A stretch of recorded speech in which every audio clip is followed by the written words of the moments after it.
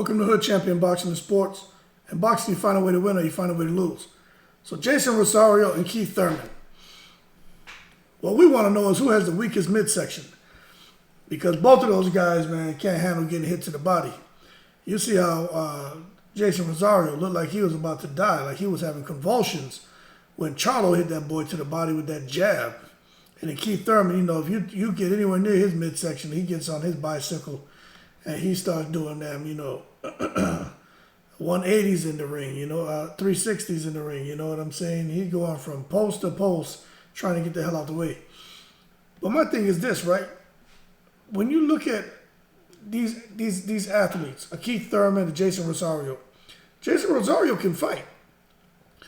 But what is it about the midsection that renders these two guys so vulnerable? And the reason I'm talking about is because Jeison Rosario, he's returning to the ring very soon. He actually, after he got knocked out, I think Lubin clipped him, and we know Charlo clipped him.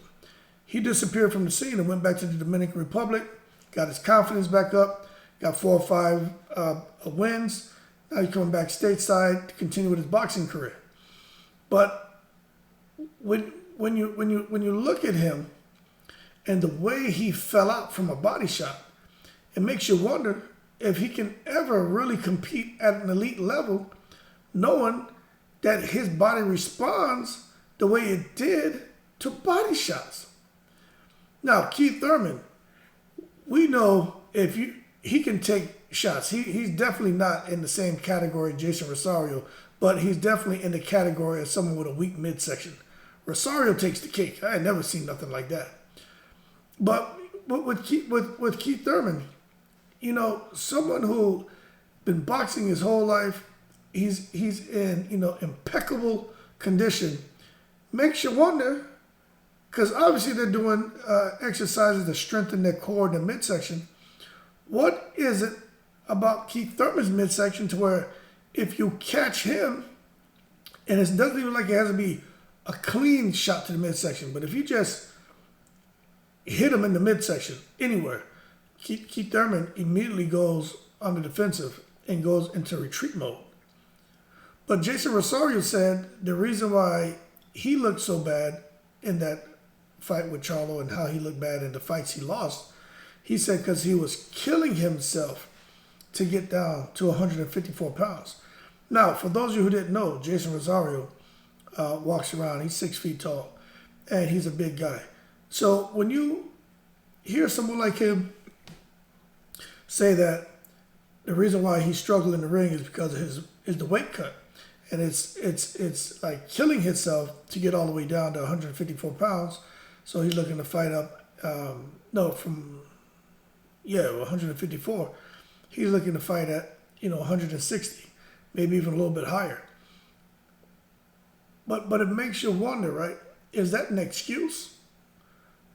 Because you look at a guy like the Charlo boys, I think one's like 6'1", the other one's like 5'11". So, I mean, they're all pretty much around the same height.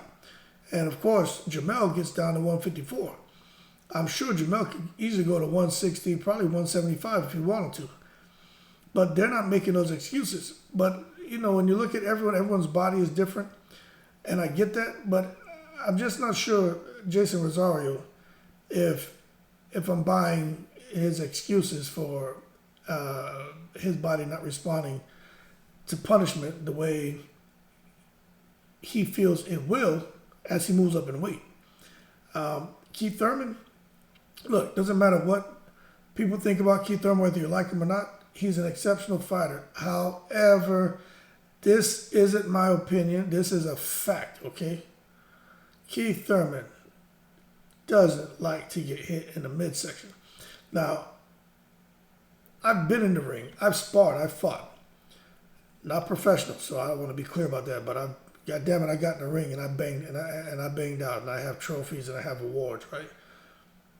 But also, I've been hit in the midsection. And let me tell you, right? When you get hit in your midsection, right? Damn shoulder tight. I'm gonna tell you the two things I experienced. The two times where I was hit cleanly in the midsection, And I'm going to tell you what I experienced the first time, and I'm going to tell you what I experienced the second time. The first time that I got hit real clean in the midsection, it was right there in the solar plex. The guy hit me, straight right hand. Boom. I tried to step back to get out the way, but he covered some distance when he stepped into the shot. And I tried to get my elbow down, step back, get that elbow down. That right hand got there. And when it hit me, the arrow just gone immediately. And trying to move out the way, but let me tell you, I had to take a knee because I couldn't breathe. Like my wind was gone, and I tried. I couldn't even mask it. Like that's just how horrible it was. I had to take a knee. Okay, got back on my feet. Of course, finished the fight. Actually won that fight too, man. But I'm telling you, man, it was horrible. The second time I got the wind knocked out of me, I was sparring. I was in Germany. I was sparring. And this guy was sparring. He was probably a weight class below me. Fast hands. My hands were fast too. And we're sparring, and I'm giving him the business, you know. And I was going laterally moving left to right. I started playing around. And he timed it to where I was kind of had that bounce in the air and coming back down. And just as I was coming down, like he timed it and he threw a right hand and it hit me in my stomach. And I kept boxing and I didn't feel anything, nothing. And then out of nowhere, like several seconds went by and the air just started leaving my body. Then the whistle went off, the bell. It was the end of the round. And this was sparring. And he went over to his corner and I went over to mine. The coach was like, "You guys good?" I'm like, nodding my head, but I didn't let them know. When I tell you, the air just started leaving my body like a delayed reaction. And to this day, they have no idea that he had knocked the wind out of me. And it took about a minute for me to really be able to breathe properly. You know what I'm saying? Like that, the wind was just, it's like getting a hole in the tire and that's how that air was leaving my body. Not like hit and can't breathe, not hit, still boxing, moving around, and then just slowly the air was just leaving my body, man. And I was sitting out there by in the ring. I stepped outside the ring because there was a door to go outside. So I stepped down, and they thought I was going outside to spit.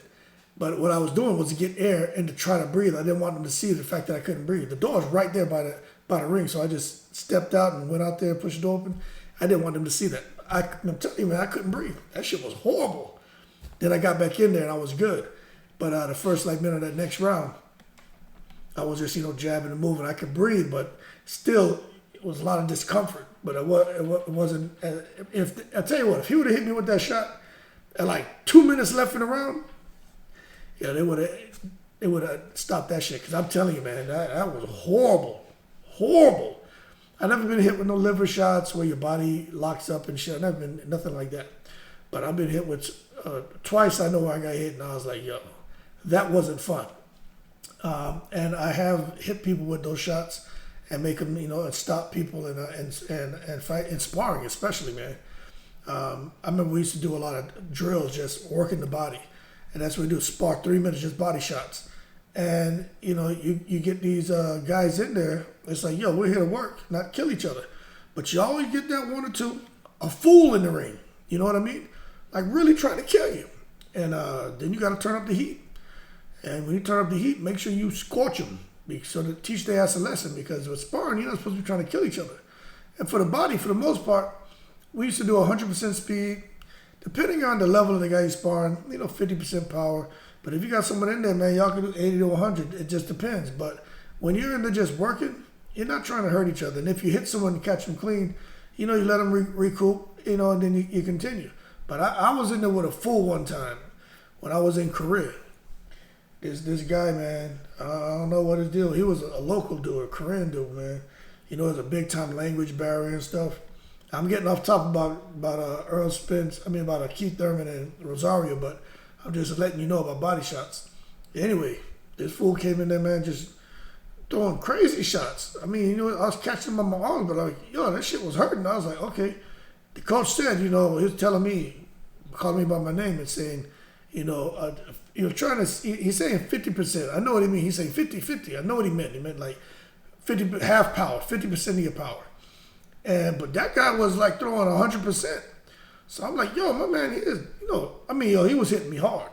And I was like, all right. So, man, I just, you know, I honestly, man, I was trying to punch through that dude, man.